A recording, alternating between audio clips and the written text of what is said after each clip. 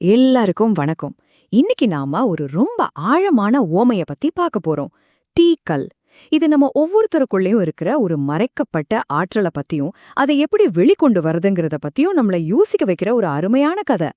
சரி, வாங்க ஆரம்பிக்கலாம். அதுக்கு முன்னாடி ஒரே ஒரு நிமிஷம் உங்கள நீங்களே இந்த கேள்வியை கேட்டு பாருங்களேன். நான் என் முழு திறமையோட வாழ்ந்துட்டு இருக்கேனா?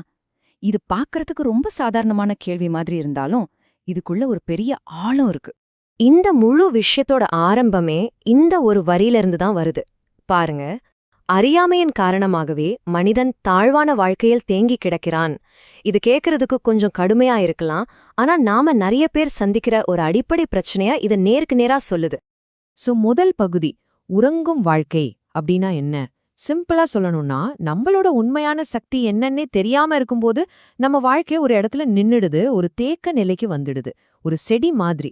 இதுதான் அந்த அறியாமையில வாழறதுல இருக்கிற பிரச்சனை. ஆனா இங்க ஒரு நல்ல விஷயம் என்னன்னா, இத நம்மால மாத்த முடியும். நம்ம கிட்ட இதை விட பெரிய விஷயங்களை செய்யற சக்தி இருக்குன்னு நம்ம எப்போ உணர்றோமோ, அப்போ அந்த தேக்க நிலையிலிருந்து வெளியே வர ஒரு உந்துதல் கிடைக்கும் பாருங்க.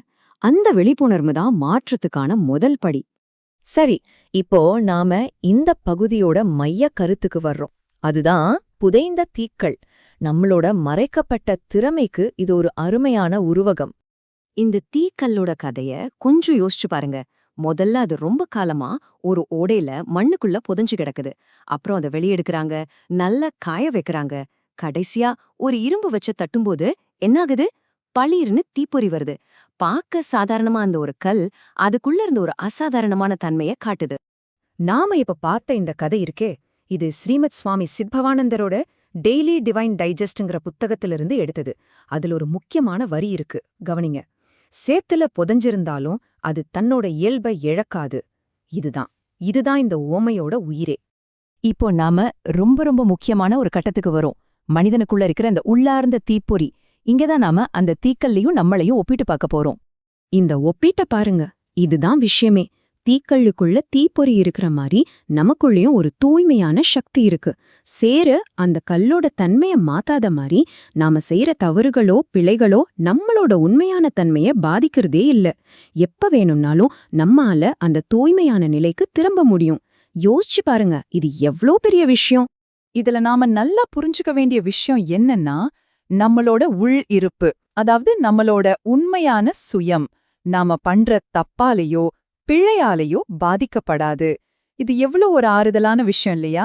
நம்ம தவறுகளுக்கு அப்பாற்பட்டு நம்மளோட மையம் எப்பவுமே தூய்மையாலாம் இருக்கு. இந்த தீக்கல் உவமை நம்மள இன்னும் கொஞ்சம் ஆழமான ஒரு தத்துவ பார்வைக்கு கூட்டிட்டு போகுது. அதுதான் மேலான ஆத்மன். இது வேதாந்தம் சொல்லித்தர்ற ஒரு மிக முக்கியமான கருத்து. அந்த புத்தகத்தோட கடைசி மேற்கோள் இதத்தான் சொல்லுது. அழியக்கூடிய எல்லா உடல்களிலும் வசிக்கும் உடலற்ற எங்கும் நிறைந்த மேலான ஆத்மனை அறிந்த ஞானி துக்கப்படுவதில்லை. பாத்தீங்களா, ஒரு சின்ன தீக்கல் ஓமை எவ்வளவு பெரிய ஒரு ஆன்மீக உண்மையா மாறுதுன்னு. சரி, ஆத்மன்னு ஒரு வார்த்தைய பார்த்தோம் இல்லையா? அப்படின்னா என்ன? சிம்பிளா சொன்னா, ஆத்மன்கிறது தான் நம்மளோட உண்மையான மாறாத ஸ்வயம். ஒவ்வொரு உயிர்க்குள்ளியும் இருக்கிற அந்த மேலான சக்தி. ஓகே, இப்போ நாம கடைசி கட்டத்துக்கு வந்துட்டோம். இவ்ளோ நேரம் நாம பேசின இந்த தத்துவத்துல இருந்து நாம என்ன கத்துக்கலாம்? இதை எப்படி நம்ம வாழ்க்கையில பயன்படுத்துறது?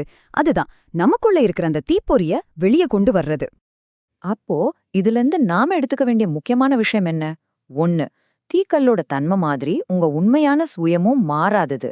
2. அது எப்பவுமே தொலைஞ்சு போகாது. சும்மா மேல தூசியோ சேரோ படிஞ்சிருக்கும், அவ்வளோதான். 3.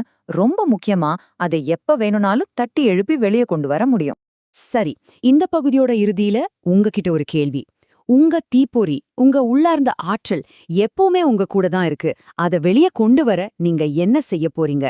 இத பத்தி கொஞ்சம் யோசிச்சு பாருங்க.